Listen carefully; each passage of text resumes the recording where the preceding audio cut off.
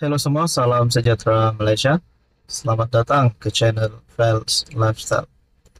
Tuan-tuan dan puan yang amat dihormati, baru-baru ini terdapat satu berita ataupun satu isu yang menyebut parti Anwar Ibrahim ataupun PKR dan juga komponen di dalam Pakatan Harapan, yaitu Parti Amanah, tidak memainkan peranan yang penting di dalam kerajaan perpaduan seperti mana kekuatan Parti UMNO dan juga Parti DAP di dalam kerajaan. Saudara-saudara, berkaitan dengan isu ataupun berkaitan dengan persoalan ini, adakah relevan untuk PKR dan Amanah tidak memainkan peranan yang penting ataupun tidak memberikan impak kepada kerajaan perpaduan, sedangkan Anwar Ibrahim adalah presiden PKR sendiri? Saudara-saudara, kalau benar PKR dan Amanah tidak memberikan impak yang baik kepada kerajaan, adakah beberapa pemimpin di dalam PKR ataupun Amanah akan berpaling tada? Nah, itu menjadi persoalannya. Berkaitan dengan isu ini, tulisan daripada Syabudin bertarik 5 Oktober, PKR, jangan kecil hati dengan Nur Jazlan. Walaupun sudah berlalu, masih ramai yang bercakap mengenai teguran ahli MT UMNO Nur Jazlan Muhammad yang menyatakan PKR dan Amanah bukanlah pemain sebenar dalam politik negara ini. Apa nak kata kepimpinan UMNO ataupun teguran daripada ahli Majlis Tertinggi UMNO Nur Jazlan berkata PKR dan Amanah bukanlah pemain sebenar dalam politik negara ini.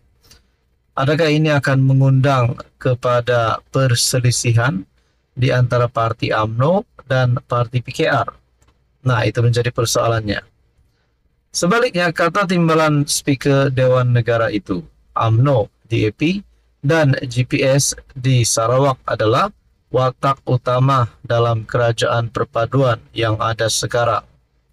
Dalam konteks permainan poker politik, hanya mereka yang benar-benar ada skill, kekuatan, dan pengalaman saja yang layak dan mampu bertahan di meja utama.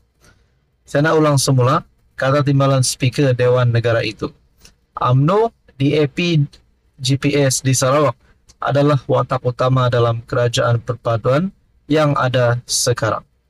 Sedangkan, saya ulang semula, sedangkan Anwar Ibrahim adalah Presiden PKR sendiri.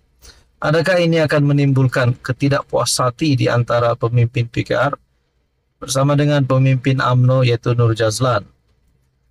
Bagi saya, hanya UMNO, DAP dan GPS saja yang boleh diibaratkan sebagai pemain poker profesional yang tahu bila nak bluff, bila nak race dan bila nak ambil risiko. Parti ini saja pemain sebenar dalam politik Malaysia sejak awal merdeka dulu, kata beliau.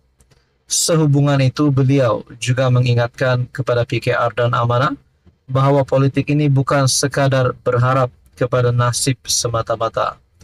Dalam kerajaan perpaduan, UMNO dan DAP adalah pemain utama yang menguasai meja poker sebab kita ada kekuatan ahli penyokong dan jentera. PKR dan Amanah kena sedar, mereka tidak ada kelebihan tersebut. Jadi mereka patut tak boleh duduk di meja poker. Biarlah saya cakap terus terang, bukan setakat dalam politik di nasional, di peringkat politik di Johor pun PKR dan Amanah kurang layak duduk semeja main poker politik. Realitinya mereka ini hanya passengers, penumpang yang nak rebut kerusi dalam kapal terbang yang dikemudi dua pilot yaitu UMNO dan DAP. Khususnya kepada orang-orang PKR, tentu saja mereka tersinggung, melenting dan marah dengan apa yang dinyatakan Nur Jazlan kerana PM Anwar Ibrahim adalah daripada PKR. Tentulah sukar mereka menerima bahawa PKR bukan dianggap sebagai pemain utama sedangkan kerusi PM milik parti tersebut. Tetapi sebelum mahu membuka mulut dan mendongakkan, meluahkan rasa marah, lihatlah realiti dulu. Tanpa UMNO, dapatkah Anwar jadi PM? Tanpa sokongan UMNO, mungkinkah datang sokongan daripada GPS? Sekali setelah terbentuk kerajaan perpaduan, lihatlah realiti sekali lagi. Bukankah yang paling mewah menuai buah kejayaan daripada ladang kerajaan ialah UMNO, DAP dan GPS? Tidakkah semua ini menandakan ketiga-tiga parti itu merupakan pemain utama yang memang disedar oleh Anwar sendiri?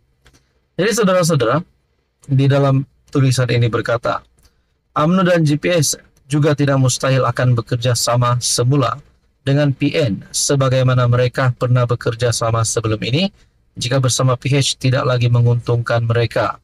Kata bijak pandai, tiada musuh yang kekal dan tiada kawan sejati dalam politik. Yang kekal selama-lamanya hanyalah kepentingan pribadi. PKR dalam hal ini kenalah sentiasa sedar dan ingat diri, kata Syahbudin. Saudara-saudara, di dalam politik apa saja pun boleh berlaku. Menurut Anda, apa komen Anda? Hai, hello, salam sejahtera Malaysia. Selamat datang ke channel Fels Lifestyle.